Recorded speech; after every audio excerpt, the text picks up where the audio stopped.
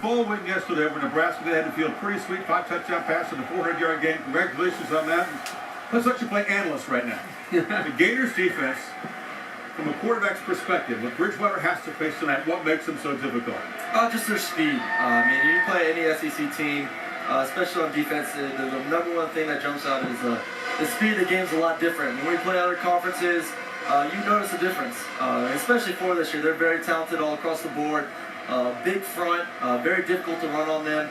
And their secondary gave us a lot of trouble. I mean, you're off by a little bit, they're going to make a play on the ball, and they did that in our game, and have been doing it all season long. With your scheme, and think about being Teddy Bridgewater tonight. We're focusing so much on Teddy Bridgewater, but talk about what he needs from his receivers. We were talking about, do you go to a quick game against a press coverage, combination coverage? He's going to see a lot of things he probably hasn't seen most of this year coming out of the Big East. Not just Teddy, what else does he need to help him to have a good night? I think a solid running game. With us, we were able to run the ball, I think, pretty effectively versus Florida when we played them. Definitely helped out. I mean, a good running game is always a quarterback's best friend. But just to mix it up. What if you can't run? Then what do you do? Can't run?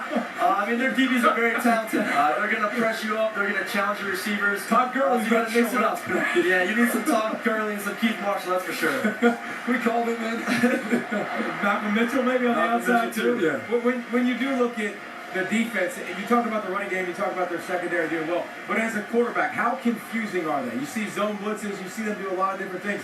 How about upstairs? How much do you have to concentrate? I mean, they're not extremely difficult. I mean, the good teams, the great SEC teams, defenses, they don't try to outsmart you. They know they're very talented. They know they have talent across the board. They trust their guys to make plays. They just line up and play football, and that's how they beat you. All right, he's on a roll. He's doing a great job as an analyst here. So what's the minute ahead of the BCS National Championship game? You guys were, I know it's painful, just a few seconds or a few yards away from getting a chance to play Notre Dame, but Everett Golson will have the challenge for the Irish of facing that very stout Alabama defense you guys had some success against. What's the key thing for an offense trying to have success against the Tide? Just make the plays when they come. Throughout the game, we had some big plays down the field. I think if you're able to get some one-on-one coverage with their DBs, I feel great. We felt great hanging into the matchup that we were able to make some plays. That's right, and we were able to do that. Yeah, it was a tough way to end the game, but run the ball as well. Like I said, just against any team, you got to be able to run the ball, and Todd did a great game as long as, and also Keith.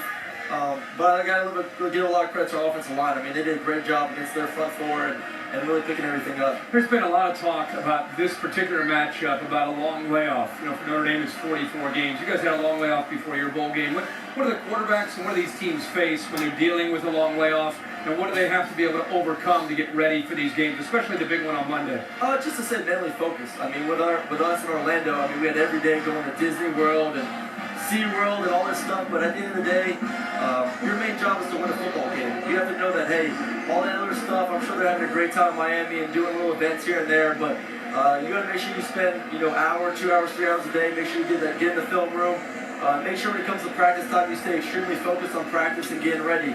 Because like I said, at the end of the day, you got to get ready for the game. Do you practice more good against good? How do you maintain the timing that you had in mid-November when you get all the way out to January 7th? How do you maintain that being sharp as a quarterback and a receiver?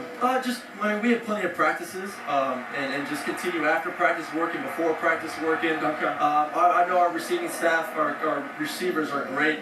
Any time of the day, call me up and want to get some extra work in. So we're always on each other's same page.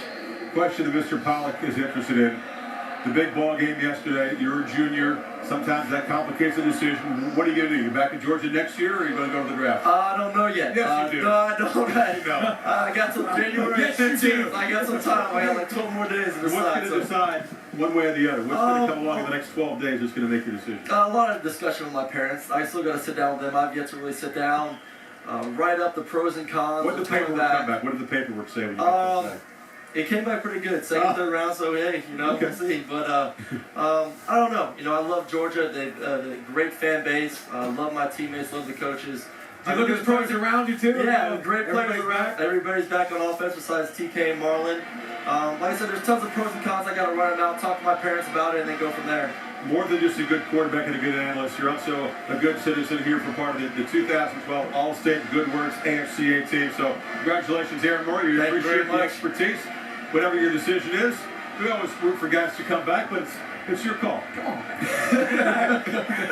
We'll talk more about the Irish and the Tide. Brian Kelly.